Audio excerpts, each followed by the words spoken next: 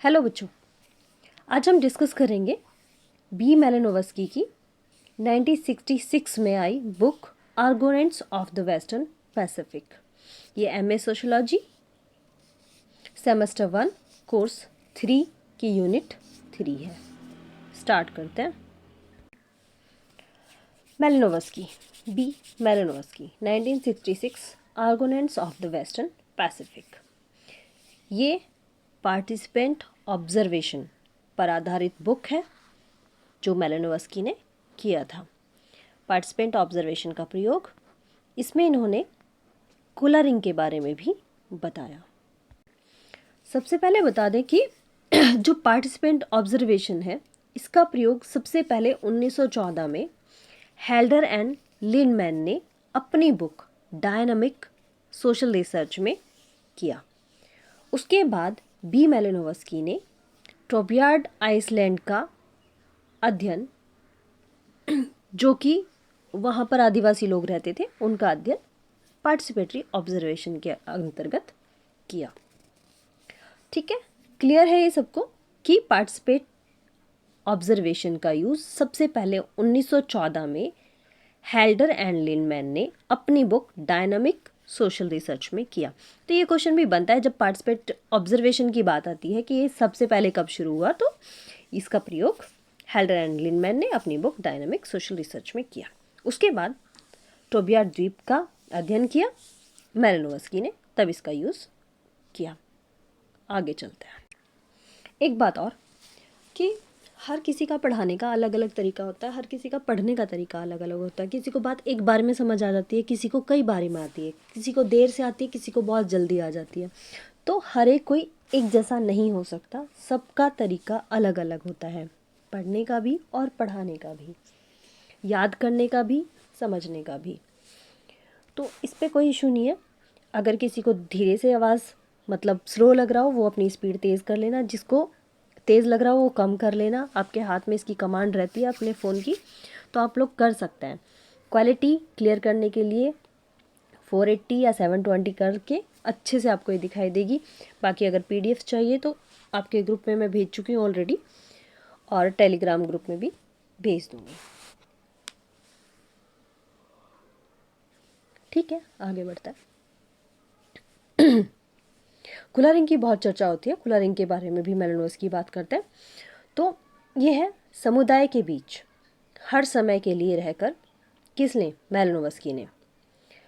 समुदाय के बीच हर समय रहकर जो ऑब्जर्वेशन किया जाता है उसे पार्टिसिपेटरी ऑब्जर्वेशन कहते हैं। ठीक है, कि हमारे घर में कोई अदर पर्सन आया, उसने बस हमारी एक्टिविटीज़ को देखा, जो भी हम कर रहे हैं उसको ऑब्जर्व करता रहा, तो इस ऑब्जर्वेशन को पार्टिसिपेटरी ऑब्जर्वेशन कहते हैं।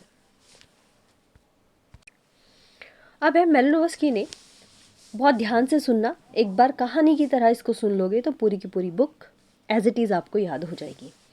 मैलिनोवस्की ने टोबियार्ड द्वीप की स्टडी की, जहाँ पर आदिवासी लोग रहते थे। आदिवासियों को क्या कहते हैं? ट्राइब लोग रहते थे। इन्होंने इस द्वीप का 3 सालों तक अध्ययन किया। जब मैलिनोवस्की इस द्वीप पर गए तो इन्हें कई समस्याओं का सामना करना पड़ा। जब वे न्यूगिनी पहुँचे तो इन्हें कोई भी व्यक्ति ऐसा नहीं मिला जिससे कि वो बात कर सके। वहाँ पर सफ़ेद आदमी, यहाँ पे गलत लिखा है, काले रंग के आदमी रहते थे। मैं वहाँ के बारे में कुछ सीखना चाहता था, ये कहते हैं मैलिनोवस्की, कि मैं वहाँ के बारे में कुछ सीखना चाहता था, पर कैसे सीखूं? ना तो वहाँ पर कोई मेरी भाषा जानता था, ना मुझे जानता था। सब लोग नए थे, अपरिचित थे, और भाषा का ज्ञान भी नहीं था। वहाँ कोई गाइडेंस देने वाला भी नहीं था, न ही कोई अनुभव था। मैं वहाँ की भाषा को भी नहीं जानता था, फिर भी मैंने हिम्मत नहीं हारी, ये कहते हैं मैलिनोवस्की। मैलिनोवस्की ने अब तक क्या कहा कि वो टोबियार्ड आइसलैंड पर गए वहाँ की स्टडी करने के लिए, वहाँ के आदिवासियों की स्टडी करने के लिए। जब वो वहाँ पर गए तो उन्हें बहुत सारी समस्याओं का सामना करना पड़ा। जब वे न्यूगिनी पहुँचे तो उन्होंने देखा कि वहाँ के लोग जो हैं वो काले रंग के हैं, और वहाँ की भाषा भी उनको नहीं आती थी, उनको कोई भी अनुभव नहीं था, कोई भी गाइडेंस करने वाला भी नहीं था, लेकिन फिर भी उन्होंने हिम्मत नहीं हारी और वो अपने काम के लिए आगे बढ़े। आगे कहते हैं, मैंने वहाँ सबसे पहले यह जानने की कोशिश की कि वहाँ कौन सी भाषा बोली जाती है। तो उसके बाद मुझे पता चला कि वहाँ पर पिगिन भाषा बोली जाती है, अंग्रेज़ी की पिगिन भाषा बोली जाती है। वहाँ की जानकारी तब तक, वो कहते हैं कि मैं वहाँ की जानकारी तब तक प्राप्त नहीं कर सकता था जब तक कि मुझे वहाँ की भाषा न आए। भाषा को जानने के बाद वहाँ की कल्चर को जानना ज़रूरी था।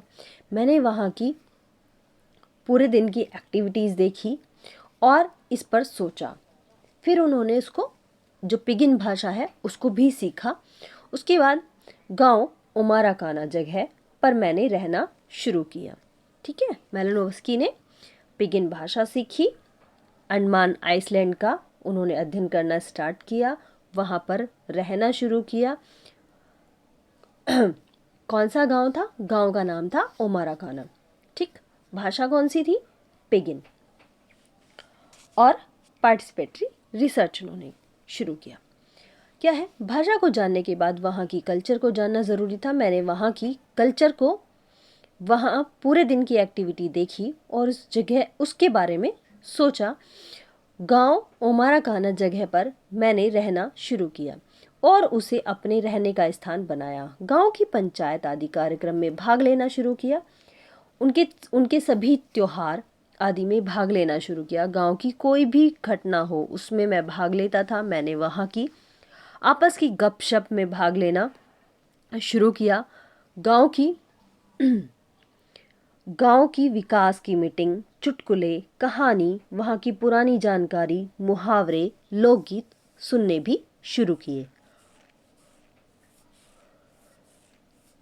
जब मेलानोव्स्की को वहाँ की भाषा आ गई तो वो वहाँ की सभी मीटिंग्स में, सभी सभाओं में, अच्छे बुरे में, कुछ भी जो भी घटना घटित होती थी वहाँ सभी वो पार्टिसिपेट करने लगे, वहाँ पर पहुँचने लगे, कि वहाँ का हिस्सा वो बन गए। वहाँ की सोसाइटी की गुड मैनर, बैड मैनर को समझा कि वहाँ पर अच्छी चीज़ें क्या हैं और बुरी चीज़ें क्या हैं, ताकि वो समझना क्योंकि वो सब समझना बहुत ही ज़रूरी था। जिस तरह गांव वाले खेलते थे उसी तरह मेलानोव्स्की ने भी वहाँ पर खेलना शुरू किया। काम करते थे तो काम करना शुरू किया। जो भी काम होता था वो पूरी ईमानदारी के साथ किया,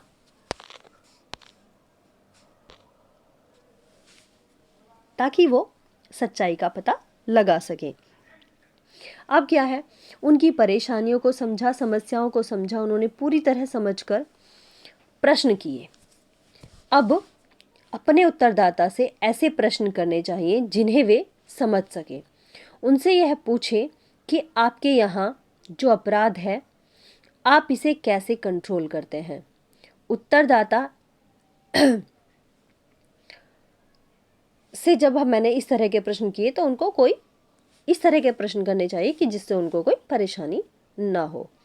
अब उन्होंने रियल इन्फॉर्मेशन को कलेक्ट करने के लिए यह बताया कि पार्टिसिपेंट ऑब्जर्वेशन को करने के लिए कैमरा, बुक, पेन, नोटबुक की ज़रूरत पड़ती है। जब हम उनके साथ जाएं, ठीक है, इतनी चीज़ों का निष्कर्ष उन्होंने निकाला वहाँ से। तो अब बताते हैं कि पार्टिसिपेटरी रिसर्च जो होती है, ऑब्जर्वेशन जो होती है, उसको करने के लिए हमें क्या क्या चाहिए। कैमरा, बुक, पेन, नोटबुक की ज़रूरत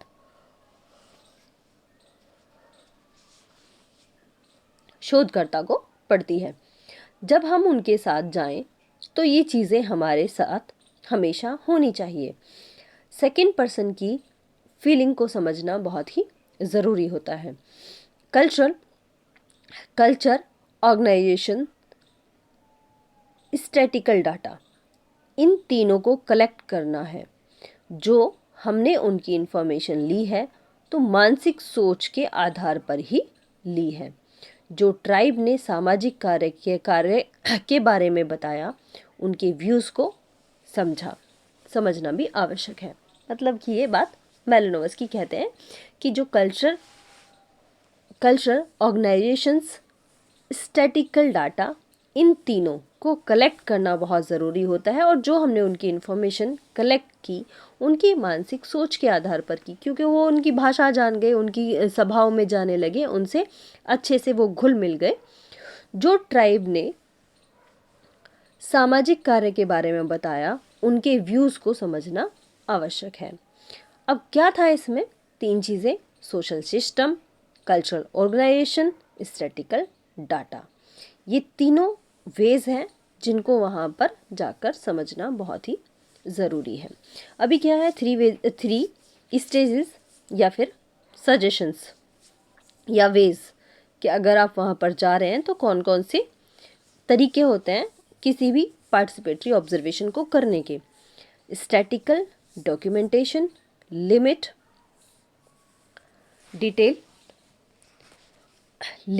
डिटेल्ड ऑब्जर्वेशन, फिर आता है डॉक्यूमेंट्स ऑफ नेटिव मैशनली। ठीक है, जो भी डॉक्यूमेंट्स है, जो भी इंफॉर्मेशन है उसे आप टाइम टू टाइम तुरंत के तुरंत कोट करते रहें, मेंशन करते रहें अपने डॉक्यूमेंट्स में। अब क्या कहते हैं, फाइनली निष्कर्ष क्या निकालते हैं मेलानोव्स्की? बताते हैं। नंबर 1, आदिवासी मिलजुल कर आपसी सहयोग से रहते थे। जो भी त्योहार मनोरंजन कार्य करते थे उनमें भी सहभागी होते थे। नंबर 3, अनेक लोकसभाओं का प्रयोग या उपयोग करते थे। अलग प्रकार की विवाह नीति प्रचलित थी वहाँ पर। किसी भी आपराधिक मामले को पंचायत द्वारा सुलझाया जाता था। अपराध निम्न स्तर पर पाए जाते थे। विवाह आदि आयोजन बड़े स्तर पर किए जाते थे। मेलानोव्स्की ने अपने अध्ययन में पाया कि आदिवासी क्षेत्रों में अपने कार्यों के प्रति जागरूकता तीव्र गति से फैल रही है। वे भी उन्नति की ओर अग्रसर हो रहे हैं। ठीक है, ये था पूरी मेलानोव्स्की की बुक, मेलानोव्स्की की जो स्टडी इस बुक में उन्होंने की, किस किस तरीके से काम किया। अभी एक बात और मिसिंग रह गई जिसका जिक्र हमने सबसे पहले किया था, कुलरिंग। ठीक है, कुलरिंग क्या है? पार्टिसिपेंट ऑब्जर्वेशन में उन्होंने कुलरिंग के बारे में बताया। कुलरिंग क्या है? जैसे विवाह की बात आती है तो एक टापू से दूसरे टापू पर विवाह के दौरान मेला या इस तरह के आयोजन होते थे। जब आयोजन होते थे, बड़े समारोह होते थे या फिर मेला लगता था या फिर शादियाँ होती थी, तो उस दौरान वो वहाँ समुद्र के किनारे रहते तो उनसे जो शंख और ये सीप इस तरह की चीज़ें निकलती थी तो उनसे वो आभूषण बनाते थे। तो उन आभूषणों का आदान प्रदान वो करते थे शादियों या फंक्शंस के दौरान। जब वो फंक्शंस के दौरान इन के एक हार आपने एक फंक्शन पर किसी को दिया, तो जब आप मिलोगे तो आप उन हारों की अदला बदली कर लोगे। आप उनको दूसरा गिफ्ट दोगे और वो आपको वो गिफ्ट वापस कर देंगे। तो इस तरह से इनके जो आभूषण है उनकी अदला बदली को ही कुलरिंग कहा जाता है। कि एक फंक्शन पर उन्होंने एक हार दूसरे व्यक्ति को दिया और दूसरे व्यक्ति ने अपना हार उनको दिया, तो जब दोबारा वो मिलेंगे तो वो आभूषणों की अदला बदली कर लेंगे। ऐसा नहीं है कि सेम टू सेम वही कोई भी। ठीक है, तो इस अदला बदली को ही कुलरिंग कहा गया है। तो ये थी बुक बी मेलानोव्स्की की 1966 Argonauts of the Western Pacific.